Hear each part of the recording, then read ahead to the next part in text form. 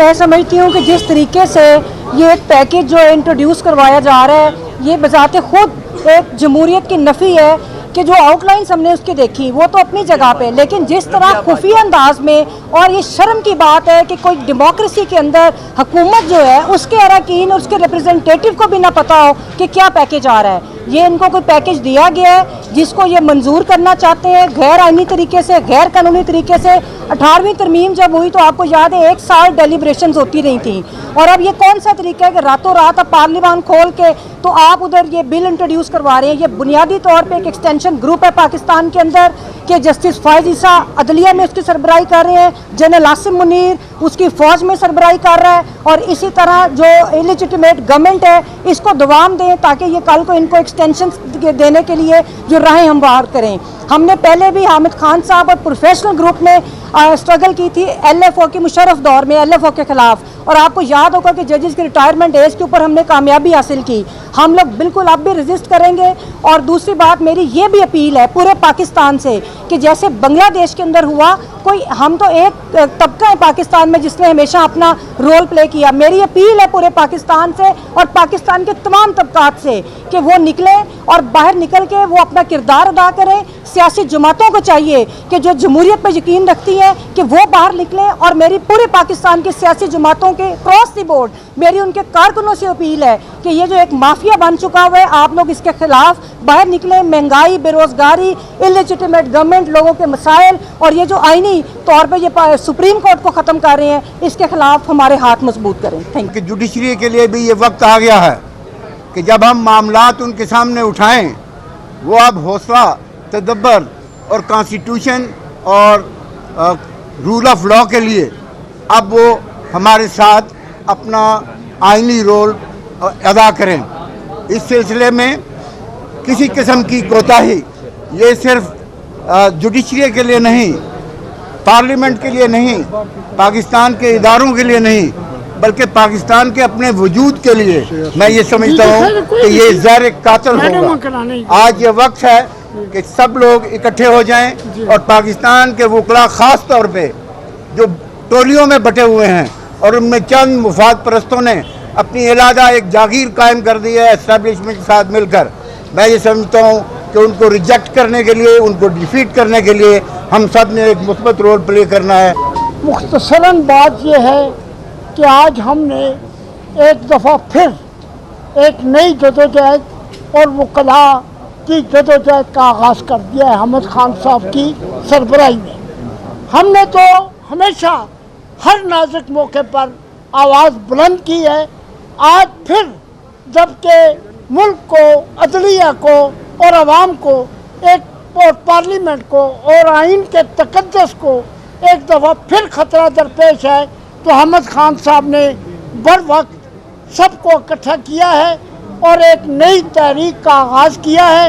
ये तहरीक इंशाअल्लाह पहली तहरीक से ज़्यादा जो है जदोजहद करेगी और अपने अज़ाइम को हासिल करने के लिए किसी किस्म का एक कदम भी पीछे नहीं हटेगी।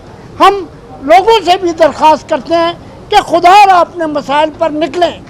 इसके बाद ना अदलिया है, इसके बाद ना कोई अदारा है, इसके बाद ना वकला हैं, इसके बाद ना कोई और किसी किस्म का तबका है, तो इस चीज़ को महसूस करें।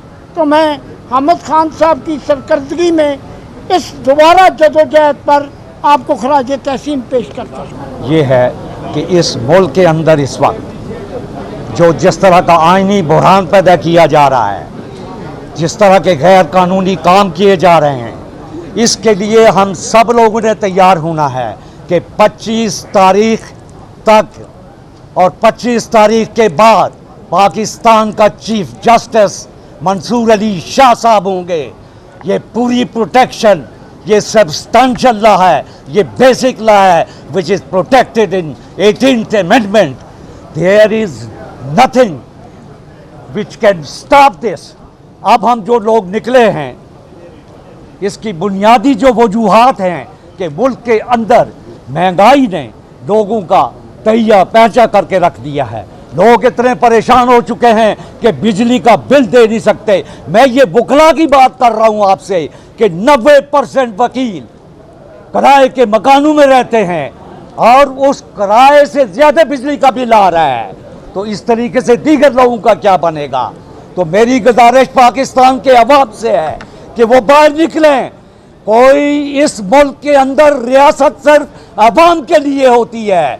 रियासत का मायदा जो होता है कॉन्स्टिट्यूशन, वो पाकिस्तान के अवाम के साथ है, किसी और के साथ नहीं है। अब लोगों ने निकलना है, अपने हुकूक का के पीछे खड़ा होना है और इसके लिए हम सब लोगों ने दिलो जान से मिलके पूरे खुलूस के साथ, नेक नियति के साथ सब बुखला बरादरी इकट्ठी हो जाए और अपने डिवीजन ख़त्म करे। हामिद खान साहब एक दफ़ा फिर अपने उन तमाम अहबाब को कि जिनकी एक तारीख़ है कि उन्होंने इस जुडिशरी के वक़ार के लिए और बहाली के लिए बेमिसाल जदोजहद की थी, उनको साथ लेके खड़े हैं। मैं समझता हूँ कि आज का वक्त पहले वक्त से ज़्यादा कड़ा है। पहले तो जुडिशरी के अदारा अपने तौर पर तो कायम था, लेकिन उसकी इंडिपेंडेंस का सवाल था। आज ये वो मरहला और वक्त आ गया है कि जब जुडिशरी के हिस्से बखरे किए जा रहे हैं, इवेंट स्पेसिफिक और पर्सन स्पेसिफिक अलग-अलग जुडिशरी की तश्कील दी जा रही है, जिससे इस जुडिशरी का वजूद न सिर्फ ख़तरे में पड़ेगा बल्कि ख़त्म होने के करीब होगा और किसी को भी कोई इंसाफ नहीं मिलेगा। इंसाफ वही होगा कि जो एक ही अदारा जो इन तमाम अदारों के वजूद के लिए ख़तरा बना हुआ है, उसको जो चाहेगा वो उसी तरह का कानून बनवाएगा, उसी तरह का फैसला करवाएगा।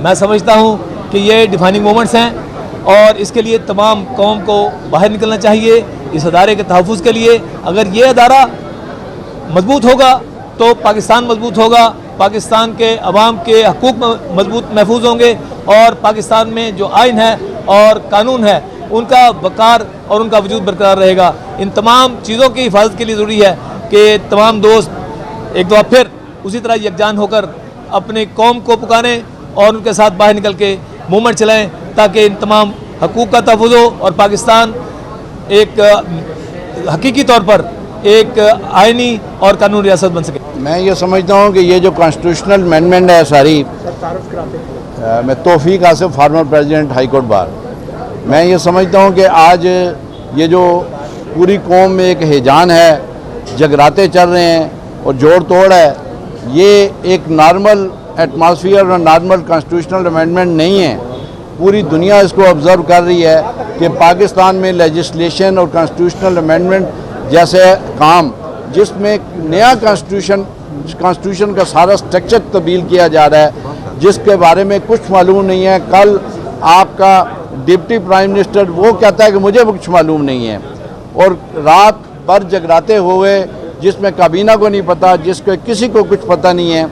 ये हिडन कुव्वतें जो इससे पहले खेल खेलती रही हैं, उनकी मैं समझता हूँ और ये मैं कहने में हक बजानब हूँ कि ये सुप्रीम कोर्ट को कंट्रोल करने में जब फेलियर हुआ इनका, तो उस फेलियर के बाद ये एक डेस्परेट किस्म की एक एफर्ट है कि कानून साजी के ज़रिए और कॉन्स्टिट्यूशनल अमेंडमेंट जोड़ तोड़ के ज़रिए और वो तमाम हरबे इस्तेमाल किए जाएं कि जो किसी ज़िला कौंसिल के चेयरमैन के इलेक्शन के लिए किए जाते हैं।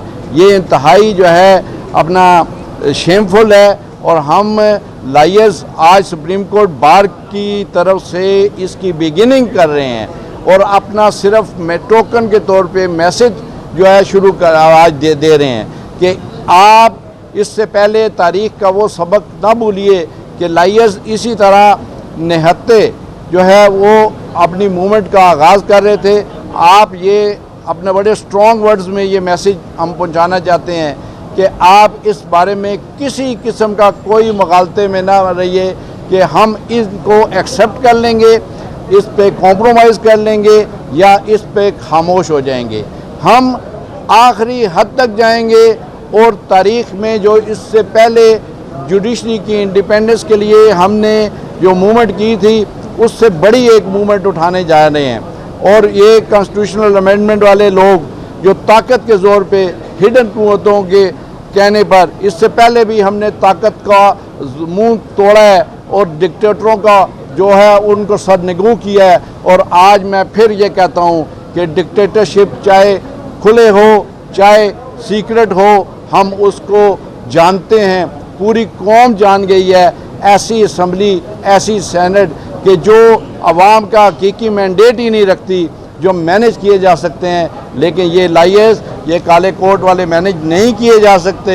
हम आपको बताएं कि हम पूरे पाकिस्तान के वकला इस बारे में मुत्तहिद हैं। और मैं ये आखिरी बात करना चाहता हूँ कि हम लाइएस में से अगर कोई ऐसी कम्युनिटी कि जो अपने मफादात के लिए हमारे इस काज को, इस री राइट ऑफ कॉन्स्टिट्यूशन को, इस अदारे को जो है कंट्रोल करने की किसी साजिश के साथ देंगे और वो अपने उन लोगों के साथ होंगे, तो मैं बताना चाहता हूँ कि इससे पहले भी वो नाकाम हुए हैं। और इंशाअल्लाह पूरे पाकिस्तान के लाइज इकट्ठे रहेंगे और इंशाअल्लाह हम काज के लिए, कॉन्स्टिट्यूशन के लिए, रूल ऑफ लॉ के लिए खड़े हैं और खड़े रहेंगे। मैं समझता हूँ कि ये जो अमेंडमेंट ला रहे हैं ये आइन की रूह के ख़िलाफ़ है, क्योंकि कोई भी अमेंडमेंट वो आइन के रूह के ख़िलाफ़ होगी, वो गैर आइनी होगी। और पाकिस्तान के वकला किसी तौर पे भी इस अमेंडमेंट को एक्सेप्ट नहीं करेंगे। हम आज अहमद खान साहब की क़यादत में ये ऐलान करते हैं, जिस तरह हमने LFO की तारीख चलाई, जिस तरह हमने 2007 में लायद मूवमेंट चलाई, इंशाअल्लाह ताला हम उसी तरह इस गैर आइनी अमेंडमेंट के ख़िलाफ़ उसी तरह तारीख चलाएँगे। और मैं कौमी असम्बली में बैठे हुए तमाम MNA से ये गुजारिश करता हूँ, उसमें अक्सरियत वो लोग बैठे हुए हैं जो गलत फार्म के तहत आए हैं, उनके कहें अगर वो समझते हैं कि उन्हें दोबारा सियासत करनी है तो वो किसी तौर पे भी इसको सपोर्ट ना करें। अगर उन्होंने इसको सपोर्ट किया तो उनको घर से मार पड़ेगी। तो मेरा कहने का मतलब ये है कि हमारा तमाम पाकिस्तान के वकला मुत्तहिद हैं और मेरी अपनी बार कौंसिलों से भी, तमाम हाई कोर्ट बार एसोसिएशनों से और तमाम वकला से गुजारिश है कि वो आगे बढ़ें और तमाम तबका से, चाहे वो मजदूर हैं, तालिब इल्म है या कोई भी मकतब फ़िक्र है, वो आगे बढ़े और इस गैर आइनी इक़दाम के खिलाफ अपनी आवाज़ उठाए।